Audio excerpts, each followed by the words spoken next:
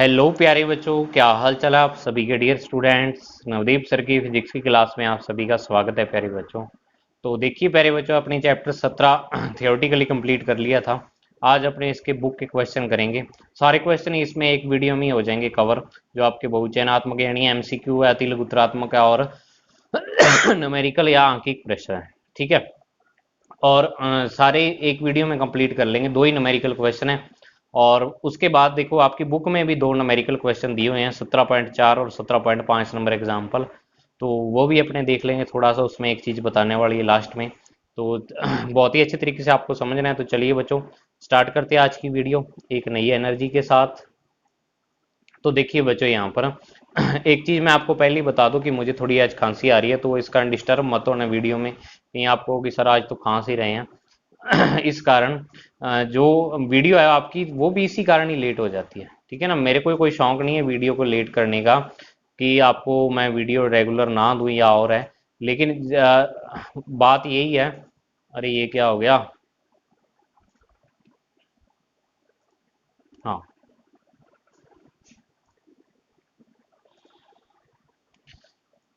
ठीक है, टेक्निकल दिक्कत आ गई थी। ठीक है ना, दूसरा कैमरा ऑन हो गया था।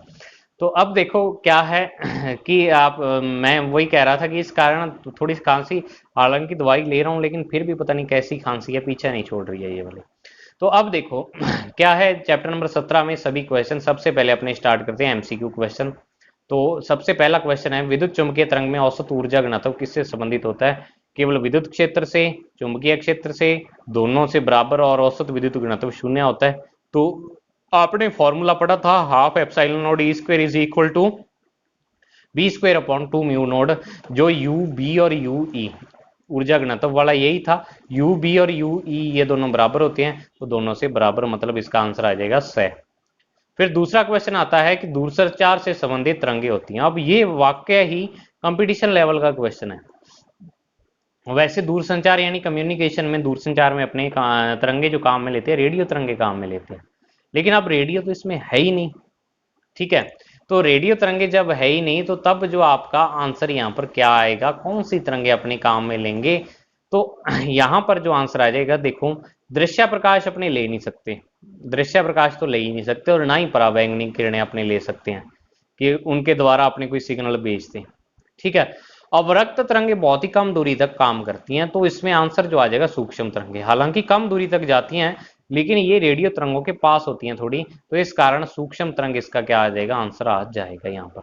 आप ऐसे मत कहना कि सर रेडियो तरंग दी नहीं हुई, तो आप क्वेश्चन गलत है यहाँ पर। जिसका आंसर है देखो दूसरे का 100 सूक्ष्म तरंग आंसर दिया हुआ है। ठीक है, फिर तीसरा क्वेश्चन है यहाँ पर कि विद्युत चुंबकीय तरंगें परिवहन नहीं करती हैं ऊर्जा, आवेश, संवेग और सूचना। ठीक है, और ये क्वेश्चन उसमें आपका जो ग्रुप है, ग्रुप में आपने डाला भी था किसी ने कि ये किसका परिवहन नहीं करती हैं। तो देखो विद्युत चुंबकीय तरंगों में ऊर्जा होती है, आपने पढ़ा ही है, ऊर्जा घनत्व होता है। संवेग का फॉर्मूला पढ़ा है, इंफॉर्मेशन तो लेके ही जाती हैं, तो मतलब किसका परिवहन नहीं करती, आवेश। इसमें आवेश नहीं, भी इलेक्ट्रॉन एक जगह से दूसरी जगह जाएंगे, भी आपने इलेक्ट्रॉन यहाँ से भेजा और दूसरी जगह वो पहुंच गया, ऐसा नहीं होता उसमें। ठीक है ना, तो आवेश का परिवहन ये नहीं करती हैं।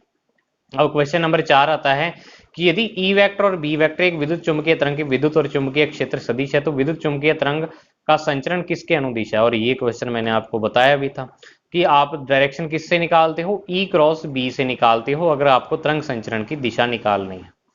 ठीक है, फिर क्वेश्चन नंबर आता है 5। तो 5 नंबर क्वेश्चन में आपको क्या दिया हुआ है कि निम्न में से कौन सी विकिरण की तरंग दैर्ध्य न्यूनतम होती है?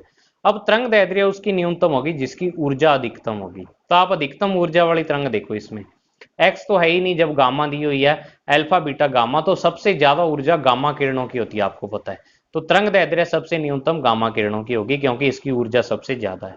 तो ऊर्जा देख लो आप किसकी ज्यादा है और उस हिसाब से आंसर आप लगा दो, वह आ जाएगा। ठीक है, अब उसके बाद क्वेश्चन नंबर आता है अपना 6 नंबर क्वेश्चन में देखो क्या दिया हुआ है, बहुत ही अच्छा क्वेश्चन है ये भी। विद्युत चुंबकीय तरंगों के गुण धर्म के बारे में कौन सा कथन गलत है? गलत कौन सा है?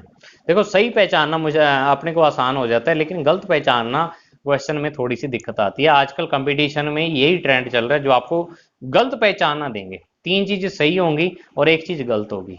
तो ये क्वेश्चन थोड़ा सा क्वेश्चन का लेवल बढ़ जाता है इससे।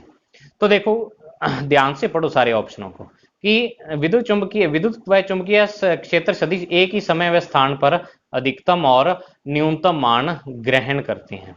मतलब कि इसमें विद्युत क्षेत्र और चुंबकीय क्षेत्र एक साथ उनका अधिकतम होगा और एक साथ न्यूनतम होगा। तो ये बात आप देखो सही है या गलत है कि विद्युत चुंबकीय तरंग में जो आप विद्युत क्षेत्र लेते हो वो तो ऐसे लेते हो, और जो चुंबकीय क्षेत्र लेते हो वो आप ऐसे लेते हो। ठीक है, ऐसे लेते थे। तो जब इसका अधिकतम हो रहा है तो तब भी इसका अधिकतम हो रहा है T/2 समय के बाद। यहाँ पर यहाँ इसकी सीध में ये वाला होगा और इसकी सीध में ये वाला होगा, तो एक ही समय और एक ही स्थान पर, ये ऑप्शन तो सही है। फिर उसके बाद विद्युत चुंबकीय तरंगों में ऊर्जा विद्युत और चुंबकीय सदिशों में समान रूप से विभाजित होती है। ये आपने ऊपर अभी क्वेश्चन पढ़ा ही है। यूबी और यूई के मान बराबर होते हैं, दोनों में आधी आधी ऊर्जा होती है। ये भी ऑप्शन सही है।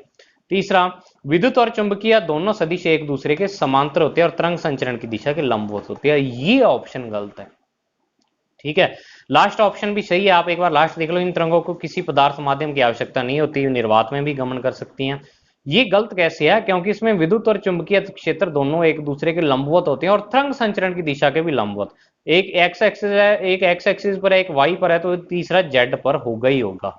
समांतर कभी नहीं होते। तो ये ऑप्शन यहाँ पर गलत है। मतलब इसका सही क्या हो जाएगा? आंसर आपका सही हो जाएगा। ठीक है, फिर क्वेश्चन नंबर 7 आता है कि किसके लिए भूतरंगे संभव है? भूतरंग, अब भूतरंग समझो, याद करो कि भूतरंग संचरण में था क्या। तो भूतरंग संचरण में आपने पढ़ा हुआ है कि भूतरंग संचरण वो होता है जिसमें क्या होता है भूतरंग संचरण में, अगर अपने देखें तो कम दूरी तक तरंगों को भेजने के लिए अपने यूज करते हैं। ठीक है, और रेडियो तरंगे जो भेजते हैं उनकी आवृत्ति भी कम होती है। तो कम आवृत्ति वाले दो ऑप्शन है ये वाले। अब इसमें तो दीर्घ प्रास और इसमें लघु प्रास है। ठीक है, दीर्घ प्रास और लघु प्रास है, तो ये लघु प्रास के लिए होता है। तो आंसर ए यहां पर क्या हो जाएगा? सही हो जाएगा। ठीक है, अब आता है क्वेश्चन नंबर 8। तो क्वेश्चन नंबर 8 तो एक न्यूमेरिकल है कि एक टीवी टावर की ऊंचाई h मीटर है, यदि पृथ्वी की त्रिज्या कैपिटल R मीटर है तो टीवी प्रसारण के द्वारा घेरा गया क्षेत्रफल। ये आपका जो आज का सेकंड न्यूमेरिकल होगा उसमें भी ऐसा ही क्वेश्चन है ये वाला। तो देखो कहने का मतलब क्या है इसका कि ये जो मान लो एक एंटीना लगा होता है पृथ्वी पर, ये एंटीना लगा होता है इस प्रकार से। ठीक है, तो इसके कहने का मतलब है भाई जो ये तरंगे छोड़ता है, ऐसे ये तरंगे छोड़ता है ना अपने आसपास, तो ये कितने एरिया को कवर करती है, मतलब इसके द्वारा जो घेरा गया क्षेत्रफल है वो कितना होगा। तो देखो इसको अपने इस प्रकार से समझ सकते हैं। अगर मान लो पृथ्वी की ज्यादा गोलाई मैं यहाँ पर ना लूं और यहाँ पर एक एंटीना लगा दूं, तो ये एंटीना जो तरंगे छोड़ेगा, मान लो यहां तक छोड़ता है और इधर भी इसी दूरी तक डी दूरी तक छोड़ता है, तो ये अपने चारों तरफ, मान लो चारों तरफ डी डी दूरी तक तरंगे छोड़ेगा ऐसे। तो इसके चारों तरफ एक क्या बन जाएगा? वृत्त बन जाएगा, वृत्ताकार क्षेत्रफल बनेगा। मान लो टावर ऐसे लगा हुआ बीच में, तो वो अपने चारों ओर वृत्ताकार एरिया कितना, जिसकी त्रिज्या कितनी होगी? डी त्रिज्या होगी, मतलब डी दूरी तक ये तरंगे संचरित करेगा हर एक दिशा में। इस कारण वृत्त बन रहा है यहाँ पर। ठीक है, तो क्या है कि उसका क्षेत्रफल निकालना है। तो मतलब कि अब अपने को वृत्त का क्षेत्रफल निकालना है। तो अब देखो यहां पर कि h यदि आपका r से बहुत ज्यादा कम है तो जो दूरी होती है वो d बराबर √2rh के बराबर होती है, और जो गिरा गया क्षेत्रफल है वो a is equal to pi d square के इक्वल होगा, क्योंकि d दूरी होगी वृत्त की, सॉरी त्रिज्या होगी, तो पाई डी स्क्वायर उसका क्षेत्रफल हो गया। और d का मान आपने पढ़ा हुआ कि √2rh के बराबर होता है। तो जब आपने डी स्क्वायर की वैल्यू रखते हैं तो पाई इंटू 2rh यानी 2 पाई RH यहाँ पर इतना एरिया वो क्या है कवर करेगा अगर वो डी दूरी तक तरंग को भेजता है तो। ठीक है, तो यहाँ पर आप देखो कि h ऊंचाई पर निर्भर कर रहा है, जितनी ऊंचाई ज्यादा होगी उतना ज्यादा एरिया कवर करेगा। ठीक है, फिर उसके बाद 9th क्वेश्चन आता है कि संचरण के किस तरीके से रेडियो तरंगों को एक स्थान से दूसरे स्थान पर भेजा जा सकता है। तो किस तरीके से भेजा जा सकता है? भूतरंग से भेजा जा सकता है, आकाश से भी, और अंतरिक्ष यानी व्योमतरंग संचरण से भी। तो ये सभी आंसर यहाँ पर आ जाएगा। ठीक है, फिर उसके बाद 10वां क्वेश्चन आता है कि एक आयाम मॉडुलित तरंग में अधिकतम आयाम 10 वोल्ट है, न्यूनतम 2 वोल्ट है, मॉडुलन सूचकांक। तो अधिकतम न्यूनतम वाला ये देखो, अधिकतम 10 वोल्ट, न्यूनतम 2 वोल्ट, तो मॉडुलन सूचकांक यहाँ पर ये फॉर्मूला लगा के 10 - 2 बटा में 10 + 2 8 बटा 12, और 4 के पहाड़े से काट दिया तो 2/3 यहाँ पर आंसर आ जाएगा, ए आंसर। ठीक है, फिर लास्ट क्वेश्चन है क्वेश्चन नंबर 11 कि अति मॉडुलन या ओवर मॉडुलेट तरंग का मॉडुलेशन गुणांक m का मान क्या होता है अति मॉडुलन के लिए? m का मान ग्रेटर देन 1 होता है। सामान्य मॉड्यूलेशन के लिए क्या होता है, जो m होता है वो 1 से तो कम होता है और 0 से क्या होता है, बड़ा होता है, 0 और 1 के बीच में आता है। ठीक है, तो ये आपके पास क्या आ जाएगा, यहाँ पर द आंसर आ जाएगा। तो ये आपके एमसीक्यू क्वेश्चन हो गए यहाँ पर कंप्लीट। अब अपने देखो करते हैं अति लघुत्रात्मक प्रश्न। ठीक है, अति लघुत्रात्मक प्रश्न करते हैं। तो इसमें क्या है कि सबसे पहला क्वेश्चन है कि विद्युत चुंबकीय तरंगें निर्वात में किस वेग से गमन करती हैं। तो आपको पता है विद्युत चुंबकीय तरंगें निर्वात में प्रकाश के वेग यानी 3 × 10⁸ मीटर पर सेकंड के वेग से गमन करती हैं। ठीक है, फिर दूसरा है कि विद्युत चुंबकीय तरंगों के लिए आयन मंडल के अपवर्तनांक पर पृथ्वी तल से ऊंचाई बढ़ने पर क्या प्रभाव पड़ता है। अब ये जो आपने आयन मंडल वाला यानी जो आकाश तरंग संचरण सॉरी व्योम तरंग संचरण किया था उसमें पढ़ा था कि जैसे जैसे अपने ऊपर की ओर जाते हैं जो अपने वायुमंडल का घनत्व है कम होता जाता है। ठीक है ना, क्योंकि ऊपर गर्मी बढ़ती जाती है, घनत्व ऑटोमेटिक से कम होता जाता है। तो जब सघनता या घनत्व कम होगा, यानी यहाँ पर लिखा है पृथ्वी तल से ऊंचाई बढ़ने पर आयन मंडल की सघनता में कमी होती है, तो विद्युत चुंबकीय तरंगों के लिए आयन मंडल का अपवर्तनांक भी घटता जाता है, क्योंकि जो माध्यम जितना सघन होगा उसका अपवर्तनांक उतना ही ज्यादा होता है। ठीक है, तो आयन मंडल का अपवर्तनांक क्या होगा, कम होना स्टार्ट हो जाएगा। क्वेश्चन नंबर 3 है इसमें कि x दिशा में संचरित विद्युत चुंबकीय तरंग के ई सदिश के कंपन y अक्ष के समांतर हैं, तो b सदिश के कंपन किस अक्ष के समांतर होंगे। देखो जो आपकी तरंग है वो x दिशा में जा रही है, ठीक है, और ई वेक्टर आपका क्या है, y दिशा में है। तो अब b वेक्टर आपका दिशा बची कौन सी, x आ गई, y आ गई, तो कौन सी बची, z अक्ष के समांतर होंगे। ठीक है, क्या होंगे, z अक्ष के समांतर होंगे। तो या आप इस क्वेश्चन को इस प्रकार से कर सकते हो कि जो वैसे तरंग संचरण की दिशा होती है वो E क्रॉस B के इक्वल आती है। ठीक है, तो E क्रॉस B के इक्वल क्या आती है, दिशा आती है। तो अब दिशा x दिशा में है तो मतलब जो बराबर में I कैप आ रहा है। B वेक्टर की दिशा अपने को निकालनी और E वेक्टर आपका y है, तो J वेक्टर यहाँ पर J, और क्रॉस में क्या आएगा कि आपको I मिल जाए, तो J क्रॉस K कैप आएगा यहाँ पर। तो यहाँ से आप पता लगा सकते हो कौन सा होगा, तो I J K के रूप में इसको लिख लिया करो। ठीक है, तो B सदिश के कंपन Z अक्ष के समांतर। फिर चौथा क्वेश्चन है कि अधिक दूरी तक संचरण के लिए किस विधि का उपयोग किया जाता है। तो अधिक दूरी तक संचरण के लिए व्योम तरंग संचरण का उपयोग अपने करते हैं। ठीक है ना, व्योम तरंग संचरण लास्ट जो अपना तीसरा पॉइंट था। अब व्योम तरंग संचरण तरंगों द्वारा दूरस्थ स्थानों तक संकेतों के प्रसारण हेतु आवर्ती सीमाएं क्या है। तो वैसे तो अपने 30 से 40 मेगाहर्ट्ज पड़ा था, लेकिन इसमें अपनी इसमें और तरीके से दे रखा है, आप 30 मेगाहर्ट्ज तक इसका आंसर दे सकते हो या 30 से 40 भी दे सकते हो। इसने दिया हुआ है व्योम तरंग द्वारा दूरस्थ स्थानों पर संकेतों के प्रसारण के लिए आवर्ती सीमा की प्रास 1.5 मेगाहर्ट्ज से 30 मेगाहर्ट्ज तक होती है। ठीक है, सही आंसर इसका आप देखो 30 मेगाहर्ट्ज लिख सकते हो आप। समझ आई बात। बाकी इसका आप गूगल पर सर्च करना, आपको क्या आंसर मिलता है वो भी आप लिख सकते हो। हर जगह आपको थोड़ा बहुत वेरिएशन यहाँ पर मिलेगा। समझ आई बात। फिर क्वेश्चन नंबर आता है 6 कि संचार तंत्र का वह भाग क्या कहलाता है जो संदेश को संचार चैनल पर संचरित होने योग्य कर अभिग्राही को प्रेषित करता है। तो प्रेषी या प्रेषित ट्रांसमीटर कहलाता है, यानी संदेश को संचरित होने योग्य मतलब कि संदेश अपना आगे जा सके उसके योग्य कौन बनाता है, प्रेषी या प्रेषित या ट्रांसमीटर बनाता है। ठीक है, सेंडर जो होता है, ट्रांसमीटर का मतलब सेंडर। सूचना संकेतों को वाक तरंगों पर अध्यारोपित करने की प्रक्रिया मॉड्यूलन कहलाती है, पता ही है आपको। फिर 8वां क्वेश्चन आप छोड़ देना, ये आपके नहीं है, नैनो तकनीकी वाला, ये चलो मैंने डाल दिया, मुझे गलती से आ गया इसमें। अब क्वेश्चन नंबर आता है 1 इसमें, तो बिल्कुल सिंपल सा क्वेश्चन है और ये क्वेश्चन आपका कई बार बोर्ड के एग्जाम में ज्यादातर यही क्वेश्चन आता है, तो इसको आप मोस्ट इंपोर्टेंट क्वेश्चन भी लगा सकते हो। ठीक है ना, क्या क्वेश्चन क्या दिया हुआ है कि x दिशा में संचरित समतल ज्यावक्रीय विद्युत चुंबकीय तरंग के ई सदिश का अधिकतम मान किसी बिंदु पर 600 वोल्ट पर मीटर है, यानी ई का मान दे दिया, इस बिंदु पर चुंबकीय क्षेत्र का मान निकाल लो, प्रकाश का वेग आपको दिया हुआ है। तो देखो अधिकतम मान ई सदिश का अधिकतम मान E0 600 वोल्ट पर मीटर है, B0 आपको निकालना, प्रकाश का वेग आपको दिया हुआ है, तो E बराबर B इंटू सी ये होता है। तो C बराबर ई नॉट अपॉन बी नॉट, तो उससे अपने बी नॉट का मान निकालना, तो ई नॉट बटा सी, तो 600 बटा 3 गुणा 10 की पावर 8, तो ये आ जाएगा 2 गुणा 10 की पावर -6 है ये, और यहाँ पर आप टेस्ला भी लिख सकते हो। ठीक है, अगर वेबर पर मीटर स्क्वायर नहीं याद रहता टेस्ला भी लिख सकते हो आप। समझ आई बात। तो ये बिल्कुल सिंपल सा क्वेश्चन है, ई और बी में मैंने कहा था ज्यादातर क्वेश्चन आते हैं।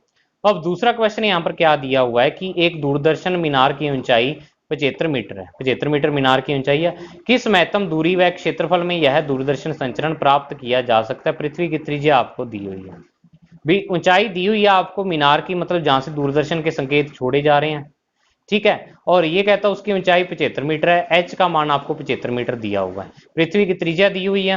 तो आपको एक तो दूरी निकालनी है, मतलब डी जो दूरी होती है ना, जिस दूरी तक ये तरंगों को भेज सकता है, और एक वही पाई डी स्क्वायर आपको क्षेत्रफल निकालना है, जो आपने पाई डी स्क्वायर क्षेत्रफल निकाला था। तो सबसे पहले मीनार की ऊंचाई आपको दी हुई है, पृथ्वी की त्रिज्या दी है, डी का मान निकालना है और ए का मान निकालना है। तो डी बराबर √2 RH। जब आप इसमें ये वाला लगाओगे यहाँ पर फॉर्मूला, तो देखो इसको मल्टीप्लाई करोगे 75 को इससे 6 से और फिर 2 से, तो 960 आएगा, और इंटू में 10 की पावर 6।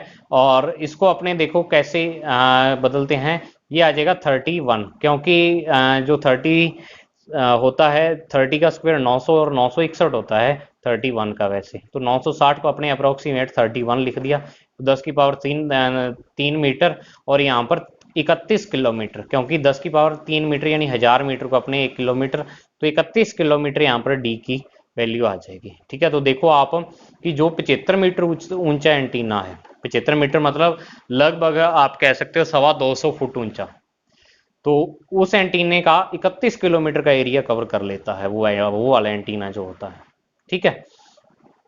अब एरिया क्षेत्रफल निकालें तो पाई डी स्क्वायर, तो pi into D square, D square का मान कैसे निकालेंगे, डी का मान तो ये वाला था अंडररूट वाला, और उसका स्क्वायर कर देंगे, तो स्क्वायर आपके पास क्या आ जाएगा 960 इंटू 10 की पावर 6। और इसको जब अपने किलोमीटर में कन्वर्ट करेंगे तो देखो 10 की पावर 6 से ही आपको भाग देना पड़ेगा, क्योंकि 1 किलोमीटर में 1000 मीटर होते हैं, तो 10 की पावर 6 से यहाँ पर भाग देंगे, तो 960 को आप 3.14 से गुणा कर दो, तो 3014.4 किलोमीटर स्क्वायर, इतना एरिया ये कवर करेगा, ठीक है। अब देखो दो आपकी बुक के क्वेश्चन है, वो मैं आपको करवा रहा हूं, उसमें एक चीज आपको बताने वाली थी, वो बताता हूं। देखो तो देखो बच्चों बुक में आपके क्या है 17.4 नंबर यहाँ पर एग्जाम्पल दिया हुआ है। 12 वोल्ट शिखर मान की एक वाहक तरंग एक संदेश संकेत प्रसारित करने में काम ली जाती है। मॉड्यूलन संकेत का शिखर मान ताकि मॉड्यूलन सूचकांक 75% प्राप्त हो, क्या होगा? तो अपने को वाहक तरंग का आयाम यहाँ पर दिया हुआ है, मॉड्यूलन सूचकांक, तो अपने को मॉड्यूलन संकेत का शिखर मान। अब आप एक चीज यहाँ पर ये याद रखो कि आयाम यहाँ पर जो दिया होगा वो आपको वोल्टेज के रूप में दिया हुआ होगा, ठीक है ना। आपको हमेशा वोल्टेज या फिर इसको करंट यानी एम्पियर के रूप में भी आपको कई जगह मिल सकता है। आपकी बुक में तो ओनली वोल्टेज की फॉर्म में यहाँ पर दिया हुआ है। तो ए एम का मान निकालना है तो एम इंटू ए सी, क्योंकि M is equal to A M upon A C होता है, तो 0.75 इंटू 12 यानी 9 वोल्ट इसका क्या आ जाएगा, आंसर आ जाएगा। दूसरा क्वेश्चन देखो आपके पास 17.5 नंबर जो एग्जाम्पल दिया हुआ है वो क्या है कि आयाम मॉड्यूलन के पश्चात वाहक तरंग का आयाम 5 वोल्ट और 2 वोल्ट के मध्य होता है, मॉड्यूलन की गहराई क्या है? अब मॉड्यूलन की गहराई क्या होती है वो देखो कि आपको यहाँ पर इसके अधिकतम और न्यूनतम मान दिए हुए हैं, ये मैक्सिमम आना था यहाँ पर, तो अधिकतम और न्यूनतम मान दिए हुए हैं, तो अधिकतम और न्यूनतम मान से मॉड्यूलन सूचकांक निकालेंगे, तो वो 5 - 2 बटा में 5 + 2 यानी 3/7 आ गया। अब गहराई, मॉड्यूलन की गहराई का मतलब है कि मॉड्यूलन कितना का अच्छे तरीके से हो रहा है, कितने % हो रहा है, तो परसेंटेज निकालने से अगर आपको आ भी जाए ना कि मॉड्यूलन की गहराई क्या है, तो आप इनटू में 100 कर दो, इसके जो आपका मॉड्यूलन सूचकांक आएगा तो उतने प्रतिशत, यानी अपना जो मॉड्यूलन है अगर अपने इतने आयाम की तरंगे यूज करें तो वो 42.8% प्रभावी होगा, ठीक है।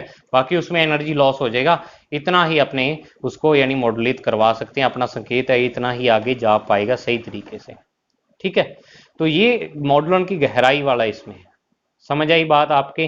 तो ये आपके थे बच्चों आपके बुक के क्वेश्चन। तो अपने जितना यानी कि आज तक जो आपका कंप्लीट हो चुका है ये चैप्टर, उसके मैं पीडीएफ नोट्स आपको टेलीग्राम चैनल पर अवेलेबल करा दूंगा बच्चों, ठीक है।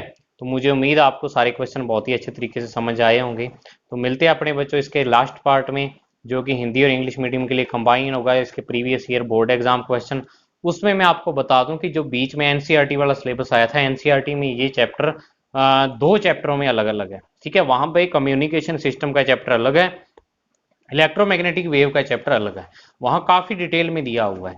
तो बहुत सारे पेपरों में क्वेश्चन ऐसे होंगे कि जो आपके क्या है यानी अब के हिसाब से आपके सिलेबस में नहीं इंक्लूड है, तो मैं ओनली सिलेबस वाले क्वेश्चन वहां से निकालूंगा, ठीक है।